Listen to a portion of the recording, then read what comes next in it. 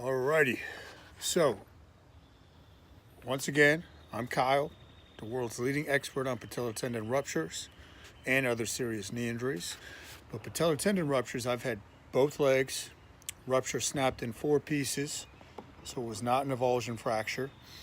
But what I'm going to start doing as part of this series, we're going to be having a mindset piece, an actual protocol piece where I demonstrate some exercises, and I'm going to be answering your questions. Throughout the years, I've got about 300 questions, and a lot of this is going to be in volume 2 of the knee recovery book. Volume 1 has helped people all over the world, but if you send in a question, I'll answer it here on video as well as replying to your email. So this one, this guy wanted to give me an update. 4-week post-op follow-up last Monday. Surgeon took his brace off and bent the living crap out of his leg. He opened the brace to 60 degrees. He's about 60 to 70 degrees without pain. It's not tight, but the pain he experienced was pretty severe a week ago.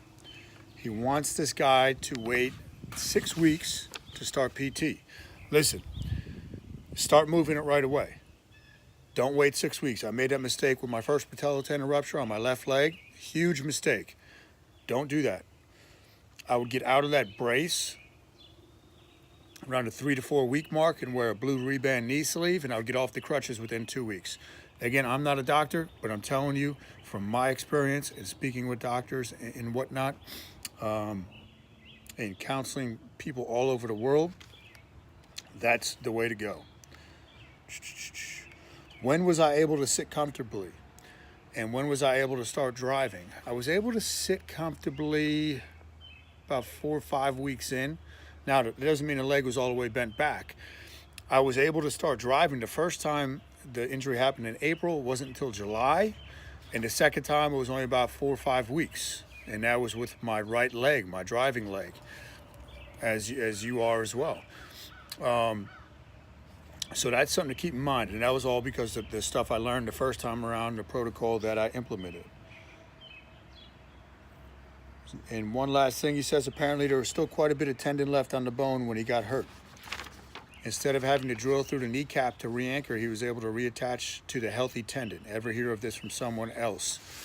So yes, both of mine, like I said, were ruptured right in the middle, vertically and horizontally. So we had anchors within the kneecap, but then he used steel wire to suture the tendon back together. So that's common. But listen, if you rupture your patellar tendon, or any tendon for that matter, there's 2 different types, right? You have an avulsion fracture where it actually comes off the bone. That is completely different than when a tendon snaps in half. Essentially, it's 2 different injuries. Okay, when it comes off the bone, I'm not downplaying it, but the pain is going to be very minimal. The surgery is going to be the worst of your pain, not the actual injury. And the tendon's still intact. When you actually snap it in half, that tendon kind of has to rewire itself. The tendon is how all force is transmitted throughout the limbs, right? And up through the body, force production, pushing off through the ground, up through the body.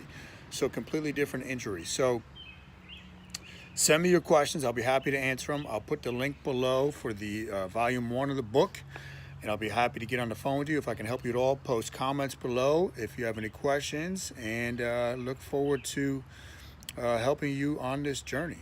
All right, everybody, thanks for tuning in.